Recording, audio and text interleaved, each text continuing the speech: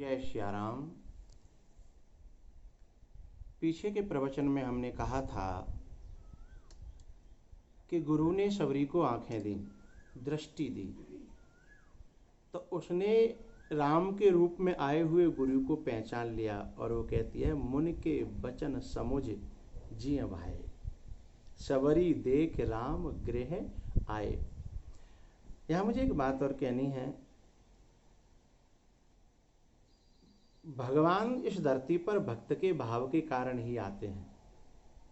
राम जब केवट के घाट से गए तो केवट ने भी कहा कि फिरती बार मोहि जो देवा। आप भले ही आप और आपका धाम ऐसा है कि आप लौटते नहीं हो, आप आवागमन के चक्कर में नहीं पड़ते, लेकिन आप स्वतंत्र तो हो। आप आ भी सकते हो, जा भी सकते हो, क्योंकि कर्तुम अकर्तुम अन्यथा कर्तुम समर्थ शक्य स ईश्वर। आप तो आ भी सकते हो, जा भी सकते हो। तो कृपया आप अपने लिए न सही, लेकिन लौट करके मेरी खातिर इसी घाट से होके जाना। तो राम जब उधर से लौटे तो और कहीं रुके हों या न रुके हों, लेकिन केवट के घाट पर जरूर लौट करके आए। तो जैसे केवट लौटाता है, ऐसे शबरी भी अपने गुरु को लौटाती है, वापस करती है। और शबरी के जीवन में भी गुरु वापस आते हैं। लेकिन शबरी पहचान पाई, लेकिन हम सब लोग संसारी जीव हैं ना। हमारे जीवन में भी भगवान गुरु के रूप में आता है, गुरु भगवान के रूप में आता है और बार बार आता है। समय समय पर अपने दर्शन भी देता है, समय समय पर हमारे काम भी बनाता है। लेकिन हमारी संसार के रंग में रंगी हुई आँखें, उन पर चढ़ा हुआ संसार की वासनाओं कामनाओं का चश्मा पहना होता है, रंग चढ़ा होता है। उसी रंग में रंगा हुआ हम अपने गुरु को देखते हैं।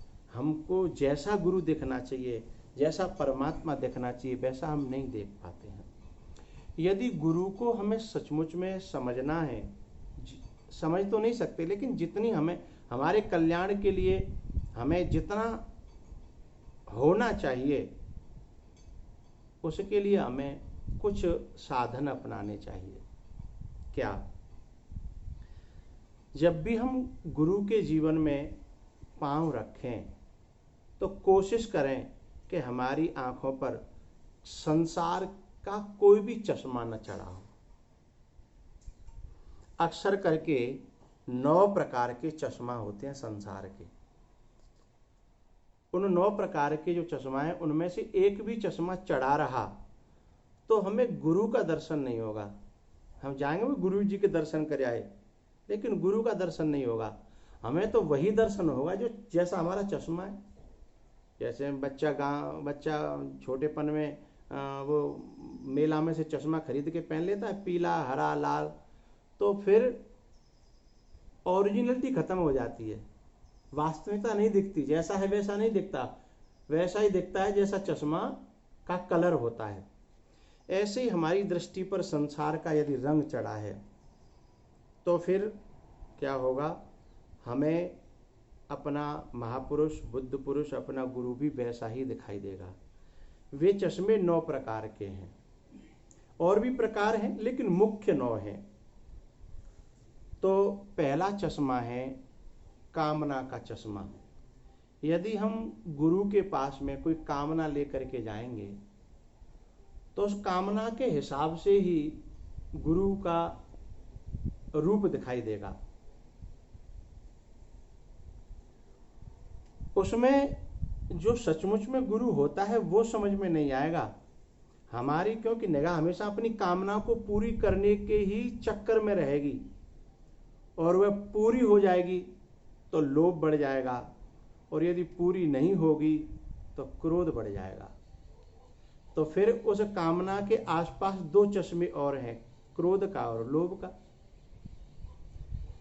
तो क्योंकि जो गुरु होता है ना,